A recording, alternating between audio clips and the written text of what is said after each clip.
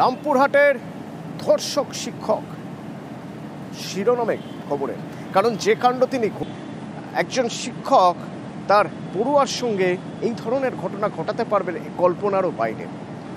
তো তার বাড়ি থেকে কি পাওয়া গেল, আমার সঙ্গে অক্ষয় রয়েছে। অক্ষয়, অভিযোগ উঠছে বিকৃত মানসিকতার এই মনোজ পাল, যে বিকৃত মানসিকতার জন্য 6 বছর আগে তার স্ত্রী তাকে ডিভোর্স দিয়েছিলেন। অভিযোগ এরকমই। তার বাড়ি সার্চ করে কি পাওয়া গেল?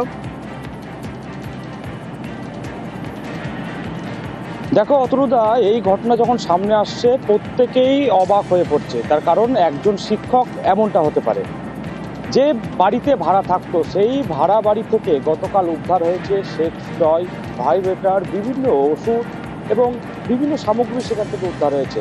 শুধু এই না, ওই বাড়িতে যে বাড়িতে ভাড়া থাকতো সেই বাড়ির যিনি পরিচারিকা ছিলেন তার সাথেও একটি সম্পর্কে সে যুক্ত হয়ে পড়েছিল এবং কিছুদিন আগে একটি সমস্যাও দেখা দিয়েছিল, সেটি গ্রাম্য লোকজনদের দিয়ে সেই সমস্যা মিটিয়ে ফেলা হয়েছে।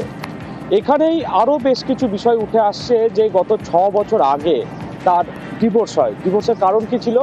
বিবাহিত জীবনে একাধিক নারীর সাথে সে সম্পর্কে যুক্ত হয়ে পড়েছিল। ঠিক এখানেই একজন শিক্ষকের যে মানসিক যে অবস্থা এবং লালসার শিকার হয়েছে এই ছাত্রী, সেই বিষয়টি উঠে আসছে এবং এই ঘটনা সামনে আসার পর হতবাক হয়ে পড়ছে যে এই শিক্ষককে সামনে থেকে দেখে কেউ বুঝতে পারেনি। তার বাড়ি থেকে যে সমস্ত সামগ্রী উদ্ধার হলো এবং তার যে কুকীর্তি সামনে আসছে, হতবাক প্রত্যেকেই।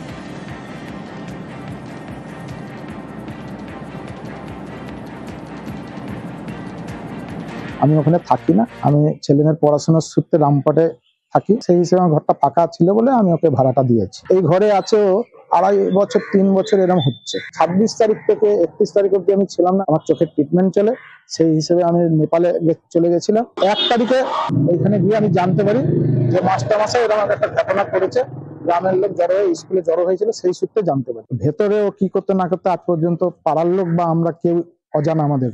ও যে একটা শিক্ষক হয়ে ওই স্কুলের ছাত্রীকে সঙ্গে এরকম ব্যবহার করবে, সেটা আমরাও খুব দুঃখজনক ঘটনা, খুব মর্মান্তিক, এবং আমিও নিজে শোকাহত। আমরা এখনো রেকর্ডেড দেখতে পাইনি, তবে আমাদের কাছে যেটুকু খবর, গ্রেপ্তার হওয়া শিক্ষকের ওখান থেকে সেক্স টয়, তারপরে sex vibrator machine, sex gel, এই সব সামগ্রী নাকি পাওয়া গেছে। এই ধরনের আমাদের কাছেও একটা খবর আছে। তার স্ত্রীর সঙ্গেও নাকি এই নিয়ে কোনো বনিবনা ছিল না।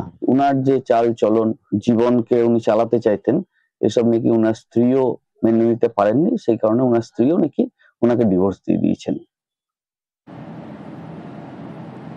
অভিযোগ এই ঘরেই ছাত্রীকে আটকে রেখে ধর্ষণ এবং তারপর প্রমাণ লোপাটের জন্য তাকে মেরে টুকরো টুকরো করে সেই দেহাংশগুলো বস্তাবন্দি করে সেচ খালে ফেলে দিয়ে আসে।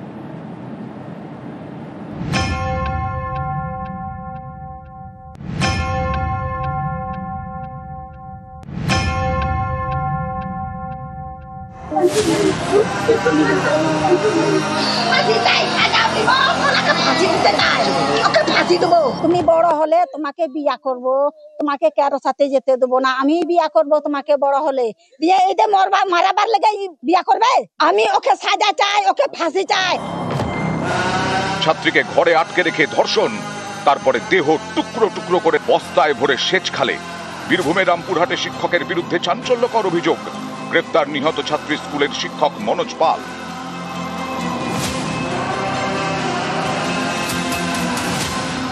মা বললে ফোন করে স্কুলে পৌঁছায়নি, টিউশন भी পৌঁছায়নি।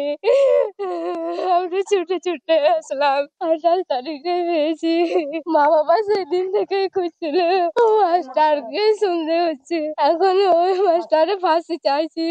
তদন্ত যেভাবে এগোচ্ছে তাতে আমাদেরও সাসপেক্ট যে তাকে প্রথমে ধর্ষণ, পরে তাকে খুন করা হয়েছে।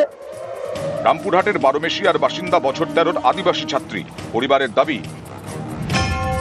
28 অগস্ট টিউশনের জন্য বেরিয়ে নিখোঁজ হয়ে যায় ছাত্রী। সেদিনই রামপুরহাট থানায় নিখোঁজ ডায়েরি করে পরিবার। ছাত্রী স্কুলের ফিজিক্সের শিক্ষক মনোজ পাল, বাড়ি পুরুলিয়ায়, রামপুরহাটে ভাড়া বাড়িতে থাকে। নিহত ছাত্রীর পরিবারের অভিযোগ, একাধিকবার শারীরিক সম্পর্কের প্রস্তাব দেয় শিক্ষক মনোজ পাল। একবার বলেছিল একটু বড় হোক রাখবো, আর একটু বড় হোক রাখবো। বিয়ে করার প্রস্তাব দিয়েছিল। মঙ্গলবার গ্রেফতার করা হয় শিক্ষককে। পুলিশের দাবি, সেদিনই জেরায় খুনের কথা স্বীকার করে ওই শিক্ষক। প্রাথমিক অনুমান, ছাত্রীকে ঘরে আটকে রেখে লাগাতার ধর্ষণ করে শিক্ষক মনোজ পাল। তারপরে খুন করে দেহ টুকরো টুকরো করে বস্তায় ভরে। বস্তাবন্দি দেহ ফেলা হয় কালীডাঙ্গার কাছে একটি সেচ খালে। সেখান থেকেই মঙ্গলবার রাতে দেহ উদ্ধার করে পুলিশ। পুলিশের দাবি, দুটি হাত এবং দুটি পা পাওয়া যায়নি। ছাত্রীর যে দেহাংশগুলি উদ্ধার হয়েছে সেগুলি পচতে শুরু করেছে। নিউজ 18 বাংলা।